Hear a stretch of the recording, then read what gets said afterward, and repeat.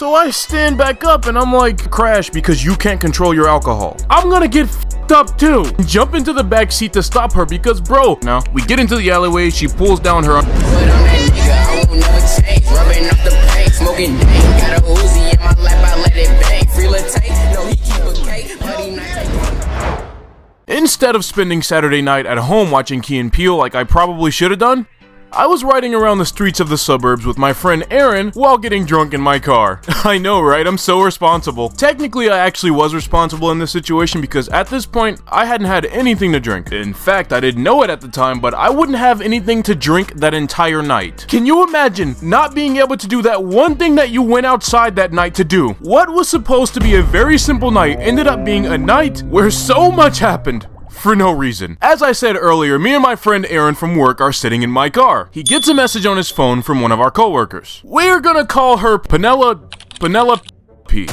She hits him up and asks, hey, what are you and Deshante doing? Now, she only sent this message because she was at work with us earlier and overheard us talking about planning something tonight. At the time, we thought a third person joining us for the night would be kind of fun, so we encouraged her to come. My only hiccup was, you got two guys driving around the suburbs, alcohol in their car, massively Republican neighborhood, you got a black straight dude, you got a white gay dude, so we're both minorities, and on top of that, we're gonna be cruising with a 5'3" girl, so neither one of us had a problem with her joining in particular, but we did understand that we already had way too many mods installed. On top of that, I could not remember a single time that she was nice to me at work. Kinda treated everybody on the staff like they were idiots. But we both figure worst case scenario, things don't go as planned, we can just drop her back off at the house, no big deal. And before you send that stupid ass comment, yes, I hang out with gay people. I don't think of them as any less than just fucking people. If you've got room for that kind of hate in your life, you can leave now. So she sends us her address, we go and pick her up, three of us are sitting in the car, talking about how much work sucks, I guess. After a while of just like mainly listening while me and Aaron talk, Penelope grabs a White Claw. I don't think much of it because that's what we came here to do after all. In fact, looking back at it, everybody who worked that job had a slight drinking problem, which now that I think of it, that sounds like an actual problem. Somebody should really look into that. At the front of my mind, I don't really care that she's drinking right now, but at the back of my mind, I don't know how alcohol is going to affect her, since I've never seen her do it before, and quite honestly, she didn't really seem like the kind of person to drink at all. Now, Aaron rolled one like 20 minutes before she even got in the car, so my guy is toasted right now. When you're in your early 20s and you get toasted, where the f*** else is there to go besides your local 7-Eleven? And this, my boy, is where the plot thickens hard. As we're pulling up to the gas station, something tells me to check the rearview mirror. When I check the rearview mirror, I see Penelope. She's sitting in the back, looking back at me through the mirror. She sees me see her and starts grabbing at her shirt. Actually, hold on, because this is unbelievable. Yo, it's your boy. Oh god, okay. What is the craziest thing you remember Penelope doing that night? Holy shit. Oh, I remember her being like topless or something at some point during the night.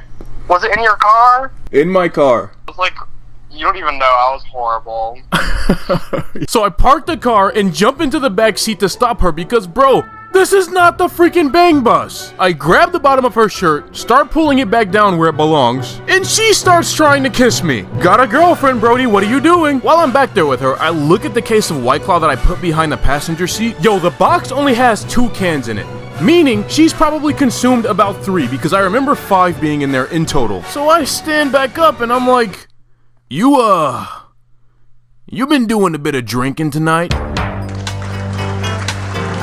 Right, because what I don't understand, 1, how'd you drink 3 White Claws that fast? And 2, how the hell did they kick in that fast? And 3, why are you touching me right now? Aaron peeks into the back seat and he's like, guys, please do not ruin my high. So we head into the 7-Eleven, non-sponsored. I just really fuck with 7-Eleven, by the way, they have good shit. So yeah, we walking into the store and I realize, he's high, she's drunk, I'm sober. So I immediately buy myself a bottle of alcohol because I'm gonna get f***ed up too. Cause ever since the age of 16, it's always been me who's responsible for keeping these lunatics safe every time they get high or drunk. Maybe I wanna be the baby this time. I have the features for it. Pretty darn cute, right? And the cashier does not look very happy right now. Because the way Penelope was acting, we might get kicked out at any second. Buy your shit and fuck off! So we buy our shit and fuck off. Aaron had a once blissful high that has now been ruined by this girl. So we load her into the car, we stay outside, and we think of a brilliant strategy. Yeah, this girl is kind of pissing me off and she needs to go home. That's my strategy. Dude, we can't drop her off now.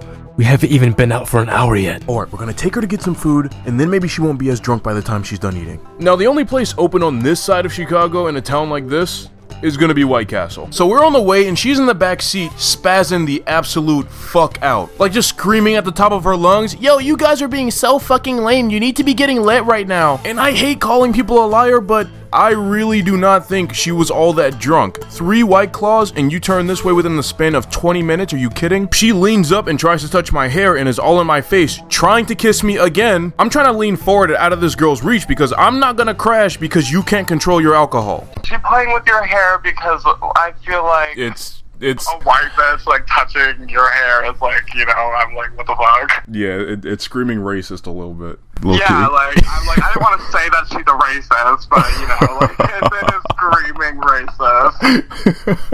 Out of nowhere, I feel a sharp sting in the back of my head. I'm thinking, no the f*** this girl did not. I pull her hand closer just to confirm my suspicion. When I look in her hand, I see a giant clump of my hair.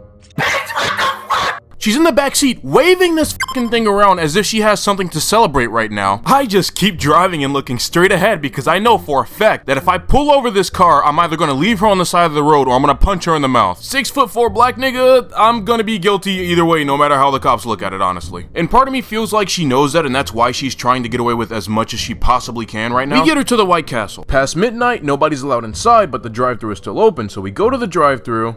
This girl has pissed me off so much that every time she interacts with me, I have to sing my happy song in my head. By the way, not gonna eat anything.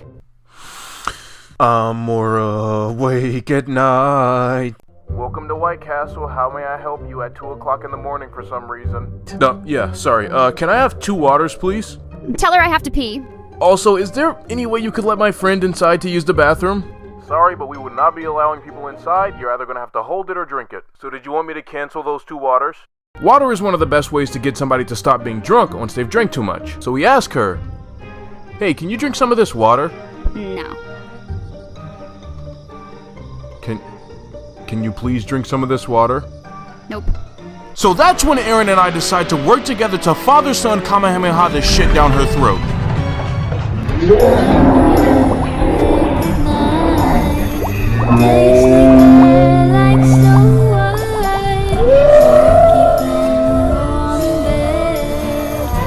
The back of my car was absolutely ruined, and so was my spirit. She got out of the vehicle, which already like kind of irked me.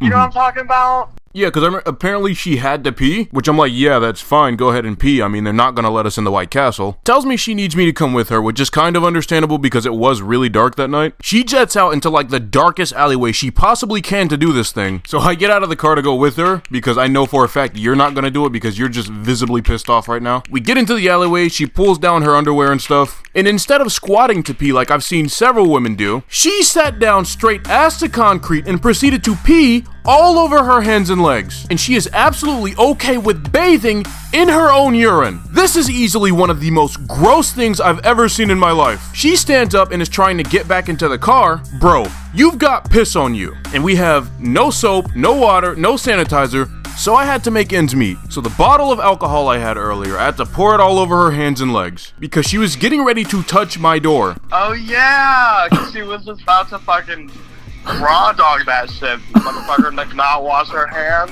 and then get back into your car. This is easily one of the craziest story times I've ever made. And believe me, it does get crazier, but I recently had some guy approach me and say, "I don't think your stories are real because too much crazy stuff happens in them." So even in this story, we had to leave certain elements out of it just to keep it believable. So I really do hope that this story in itself is digestible for you because I will never get to tell the full thing. Maybe.